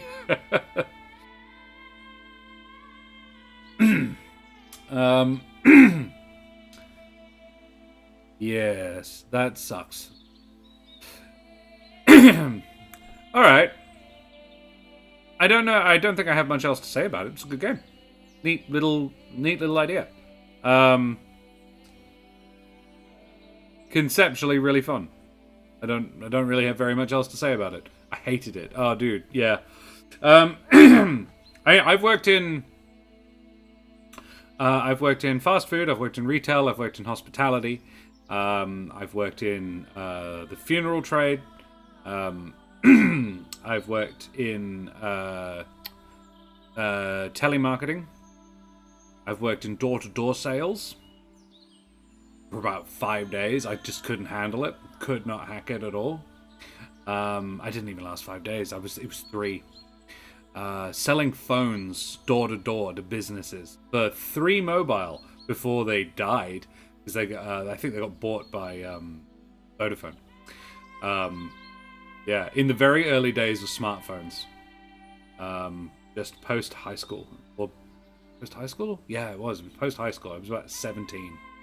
And you got, I want to say, a gig of data. But in a GP surgery. Best job I ever had. Tough but rewarding. Oh, wow, okay. Karen is a receptionist for a physio. And yeah, hates it.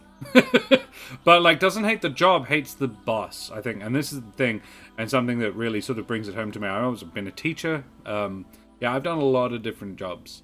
And what makes or breaks it is the boss. What makes or breaks it is the person you're working for and the people you're working with. And more often than not, the people you're working with tend to make it bearable, and the people you're working for are the ones that really are, yeah, dickhead bosses are the worst. Even worse, and this actually is a lot more my experience, the boss being meaning well, but being just an idiot. I've worked for, and continue to work for, some real freaking morons. And I don't mind you being stupid, but you employ me because I'm really good at it. Fucking listen when I tell you that that's not the best way to do it. That is just the number one, like, you hire me because I'm better at this than you, right? So fucking listen. Like, of the 4 employers I have currently, I have had those exact thoughts about 3 of them. And the other one I've only worked for like 3 months, and she's 22 and an ex-student of mine, so she is inherently designed to listen to me. When I express an opinion, she takes it seriously, and it's so refreshing, guys. It's like, oh, don't you want to go back to your 20s? I'm like, no, I love being in my 30s. People take you seriously. I am proud and happy of the greys in my beard. I hecking love it. Also, I was a scrawny, idiotic 20-year-old. I knew nothing, and I was not to be taken seriously. I wouldn't have taken me seriously. But people do now, and it's nice. Yeah, I've come good with age, I think. But also, dickhead co-workers can really spoil it for you, and a good boss can ameliorate that marvelously. When I worked at Domino's, the boss was brilliant, as were about 70% of the co-workers. But there was a couple, including the junior, like the boss's second, who was on a massive power trip because he was like 17. And it was so fun to tell him, no, I was not working Christmas Day. And he's like, no, you have to. Everybody's working one shift over the Christmas period. And I said, but I'm not available. I'm not available the entire Christmas period. And he's like, well, everybody has to, Josh. You just have to. And I'm like, well, I don't actually. I'm casual. I'm under no obligation at all. And he's like, well, but you have to, though. And I'm like, but I don't. And Ben looks over at Gareth, who was my age, and the manager. And he was like, Gareth, Josh isn't doing what I want. And Gareth goes, you can't make him. And I was like, you can't make me. And he's like, well, then you should fire him. And Gareth's like, well, Ben, we both know, A, I'm not going to do that. And I said, and B, you guys are really strapped for drivers. You need delivery drivers, and that's what I do. So are you going to cut off your own leg to spite your face? Or are you going to just deal with the fact that you can't make me? I'm a casual employee. At the GP surgery, the immediate boss could be the worst I've ever had, but the ladies I worked with were the most supportive in any job I've ever had. Yeah, that's good. Look at Dolls of Theseus. There you go. That's 1 page. 2 pages. All the lies! Okay, this is a table. Yeah, sure. Zoom. There we go. Okay. Dolls of Theseus. This is a bit better. This is more what I'm looking for. You are dolls, artificial humanoids created to fight. You are very valuable, very specialized, and yet if you were to break, you would surely be replaced. As of yesterday, you are sentient. Interesting. Choose a body trait. Lightweight and aerodynamic. So this is very iRobot. Dense and weighty. Soft and hyperflexible. Sharp and cutting. Ooh. Easily dismantled and reassembled. Neat. That's cool. Expensive and beautiful. Choose your strength. 1 to 6. Presumably, there are 2 kinds of checks. One that requires your strength. One that you need to be like, so you could. Again, this is similar. 2 to 5 is what you select because you're either really good at one thing or yeah. There are 2 kinds of checks, which require you to roll in relation to your strength. Build checks require you to roll above. Mind checks require you to roll below. Yep. Love it. Yep. We have already encountered this mechanic, and it's a very cool mechanic. It's a really good idea. This was good. This one we used, same deal in Chainsaw Humans. And it was, are you more chainsaw or are you more human? This is mind or build, but it's exactly the same thing. Cool. Because all the rolls are done on a d6, one assumes. And you choose between 2 and 5 what you are. If you are a buildy kind of person, you are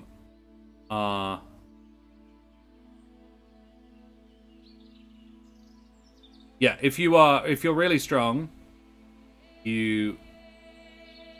build checks require you to roll above your strength. Mind checks require you to roll below it. So actually, if your strength, I think that's backwards because your strength is, say my strength is 5, to make a build check you have to roll a 6. And it kind of tracks that would be the opposite. That doesn't make a huge amount of sense, but no, that's alright.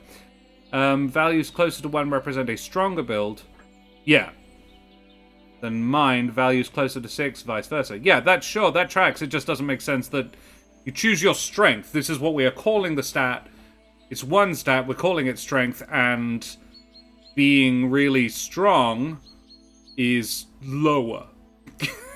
Like, yeah, it's just it's a note. It's not a big note, but it is a bit of a confusing note. Each character starts with 3 points of self. As they go through self-discovery, stumbling over who they are, they will gain or lose points accordingly. Ooh, that's interesting. Describe who you are. This is intentionally open-ended, and your answer should be a sentence or less. Do you have a name, a purpose? Who are you? Playing the game. Each character starts with 5 d6s. 5 6-sided dice. Again, it's how you phrased it. 5 d6 dice. A d6 is a dice. Everybody who knows what a d6 is knows what a dice is. So you either start with 5 d6 or you start with 5 6-sided dice. Saying 5 d6 dice is unnecessary. These represent removable pieces of their body, 1 for each arm, 1 for each leg, 1 for the head. This also is the maximum number of d6 a character may ever have. When trying to do something for which successes is not reasonably certain, you must roll a certain number of d6s, where x is the number of d6 you are willing to put on the line for your success. Ooh. Roll build when you are harrowed physically. Feats of endurance, strength, or bodily strength. Yeah. I don't like the repetition of the word strength there. Each d6 above your strength is a hit. Cool. Roll mind when you are harrowed mentally. Feats of focus, reaction, and mental strength. Sure. Yeah, mental strength.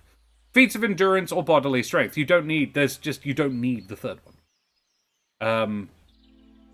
On zero hits, you suffer a devastating failure, and you have 2 options.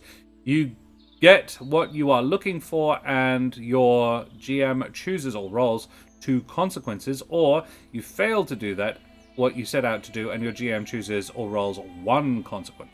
Okay. On 2 hits, you succeed. On 1 hit, you gain a success at a cost.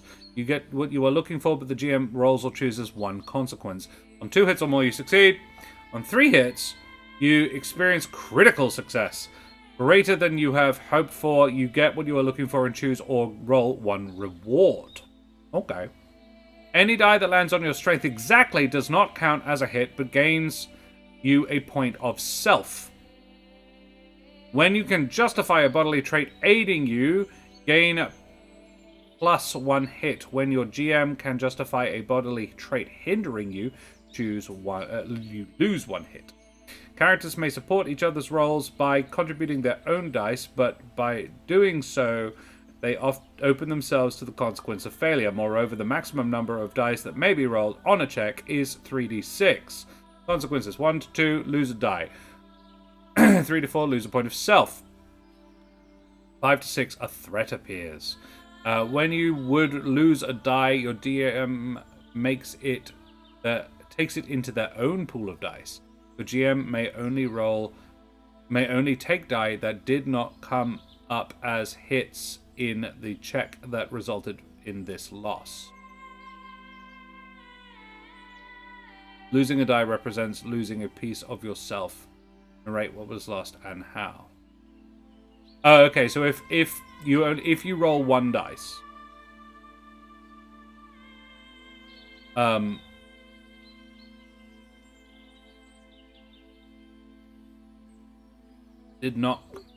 GM may only take dice that did not come up as hits in the check that resulted in the loss. Okay, it feels like losing a die represents losing a piece of yourself. Narrate what was lost and how. Yeah. GMs may only take dice that did not come up as hits in the check. It feels like it feels like that element feels very unnecessary thing to say. Your GM may only take dice that did not come up as hits in the check that resulted in this loss. It feels like you're only allowed, like, if I roll 3 dice and one of them is one of the ones I like. It's just like, it's that. No, you can't have that one. It's a pretty dice. But it's the only one that failed. It feels a very unnecessary rule to have. Just like, oh, here, there you go. Like, give me one of your dice. Okay, well, you have that one. It feels unnecessary when you're limiting yourself to 2 pages. You need to be sparse with your words, and that feels like that 3 lines. There's 2 whole lines that didn't need to be there. Rewards: gain a die. Ooh, gain a point of self. Threat is vanquished. When you gain a die, take it from the GM pool of dice. If you would take a die. A d6 was not originally yours. Lose 1 point of self, but gain a new body trait. You have this body trait as long as you have this d6. That's cool. I think it's also worth noting that you should all go in with your own dice then, and be able to track who's a what. Like, I have a large amount of Warhammer dice, which are just little smaller white ones. I would use those for GM dice. When you would gain it,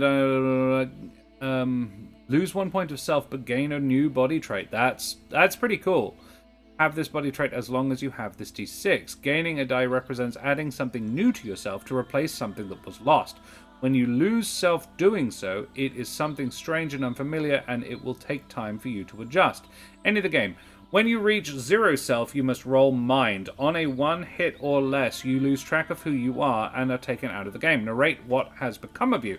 On 2 hits, you continue on, but for as long as you retain 0 self, each time you would lose self, you must remake this roll. When you reach 5 self, you realize and come to terms with who you are. At this point, you can no longer lose self. You may leave the game at any time. Okay. Body traits. Remind me what the traits are? 3 points of self. Decide who you are.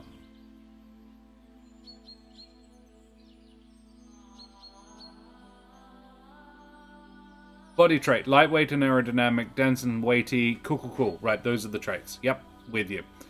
And you can also gain another one, like soft or hyper-flexible. Those are the traits. There are 6. So you can just pick up another weight. Light and aerodynamic. Ooh. Rollable tables. For a quick start, roll a d6 on each of the following. Where does the story begin? Well, let's roll it. Let's find out. 5. A junkyard full of things abandoned. Ooh. How does the story begin? The misuse of something dangerous. I've got 2 5s there. And who will the players face? 6. Fellow dolls programmed to fight until their own death or destruction. Neat. That's more what I was looking for. That's cool. That's a really sweet little game. Yeah, I would edit it a bit, but otherwise, that's very cool. 2-page. And it's even got a fillable character sheet. Love it. Great job. Who did that? Who's responsible for that one? Dolls of Theseus was made by Nat 20. Nat 20. Yep. Find them on nat20.itch.io. Or they have a Patreon as well. Nat20. Patreon.com/nat20. Cool. And it's a teacup with a 20-sided dice on it. Very nice. Very good. Yeah, Nat 20, that was cool. Good job. Yeah, I tweaked the language a little bit. Like, it doesn't hurt to have it there, it's just unnecessary. Cool beans. Well, guys, that was fun. That was interesting. We've gotten to have a look at a few little games there. Dolls of Theseus. Neat idea. It's similar to Major Magicka, actually. It's a very specific mechanic for a very specific kind of story. I don't know if I would, play it a lot, but I'd certainly be interested in trying it.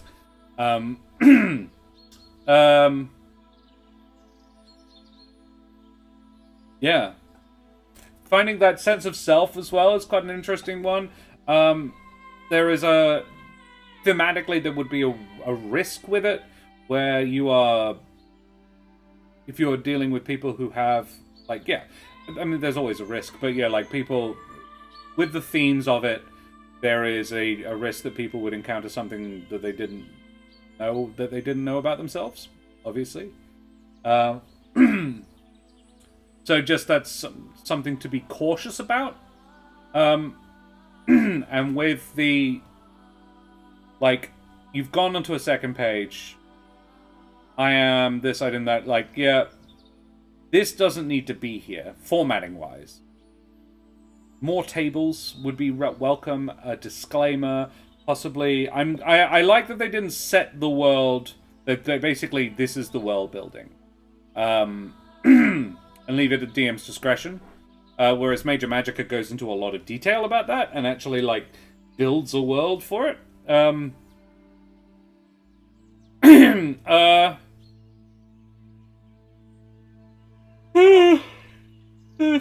can tell I'm fucking knackered. Okay, guys, I'm gonna go away from here now. But yeah, that was cool. Idle Hands was a neat little idea. I don't dislike. Versus mode RPG, I would like a little bit more RPG elements into it, but basically the emphasis is upon the players for the RPG. Major Magicka I am very into. Really like this idea. Yeah, that's a neat... I'm less into the Spelljammer concept, but it's still a neat idea. This was really cute. Mandrake Sanctuary was very, very cute. I would say there's a lot of extra fluff at the back that isn't needed. Certainly not in the PDF, I suppose. If you're going to print it out, sure, but if you're going to print it out, then you can print out those pages as many times as you like, you know? But whatever. It doesn't matter. It's a really sweet idea. I don't think I'll ever play it, but it's a really, really cute game. Really conceptually lovely idea. And Galatea, or Galatea, might be Galatea, I am down for and want to give a go to. And I think Karen and I will play it next Monday. For, yeah, the art is good. In the Mandrake one, is that what you're meaning, Absalom Duck? Because I agree completely. I mean, several of them have had nice artwork in them. This Major Magicka didn't feature much. Or any, even, really. Yeah, no. It's just that. Which is, yeah. It's evocative, but, yeah, whatever. But yeah, Mandrake Sanctuary, very cute artwork. I really appreciate the amount of effort that's gone into that. Yeah. The variety is so cool. Seeing all of these, and now getting to, like, now that I've looked at somewhere near 25 of them, seeing recurring methods, recurring styles, recurring methodologies of gameplay is fascinating. Looking at how different people build games. And hugely various themes and styles is really cool. I'm really enjoying this series of looking into these things. Yeah. Well, splendid. Guys, thank you so much for joining me. Absalom Duck, it's been lovely having you in chat. And Kate, good job on all the banning, on all the bots. Well, guys, I think we'll go and raid Meeples and Dragons, who are currently finishing up day 2 of Jasper's Game Week. I will be over there lunchtime tomorrow. Lunchtime my time tomorrow, 1 p.m. I will be there to 1:30 p.m. I think, for a game with the NVCDM in the DM seat, which is going to be super cool, and I'm excited. Where we are playing sort of, I believe it's Interpalanar Olympics. It's going to be fun. So yeah, check me out there. Humblewood will be back on the Thursday evening. Then Friday morning, I will be back on Meeples and Dragons for my own game, which I am running, and it'll be a backstory episode of Humblewood. It'll actually be set in the Humblewood, but it's about Biggin, Smoothie's granddad. And then on Friday evening, I'm back on the Law Rights channel for more Shadows over Morna, the 7th Sea game that we are playing. And then on Saturday evening, I'm back on Meeples and Dragons for more Jasper's Game Week with Kendall the DM in the evening. Playing a game I know nothing about, but I will be playing a character I have played before on the Law Rights channel. I am playing Shinsensi, the Changeling Naismith, which is going to be fun. Going to be very excited to do that. So, yeah, if you fancy it, come and check me out on any of those places. We are going to go and raid the Meeples and Dragons now for the tail end of their Jasper's Game Day. So throw your favorite raid emotes up in chat. Tell them where you came from. Show them love like we always do. And we will see you same bat time, same bat channel on Thursday evening for more Humblewood. Guys, thanks so much for joining me. See you next time. Say goodbye, Josh. Bye, Josh.